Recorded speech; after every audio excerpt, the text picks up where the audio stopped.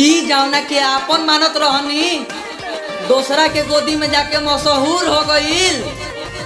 की जावना के आपन मानत रहनी दूसरा के गोदी में जाके मशहूर हो गईल।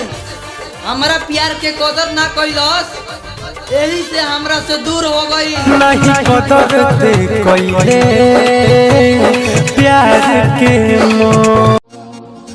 मोहब्बत में दर्द मिलल बा, घुट घुट के जियत तनी तहारा का बुझाई। मोहब्बत में दर्द मिलल बा, घुट घुट के जियत तनी तहारा का बुझाई। लड़की नानू हई कि रो रो के सुनाई। दूसरा केहू के फुलवारी में तू हमरा के छोड़ देहलू, अब खुशी दो चाहे प्यार। तू हमरा के छोड़ देहलू, अब खुशी दो चाहे प्यार।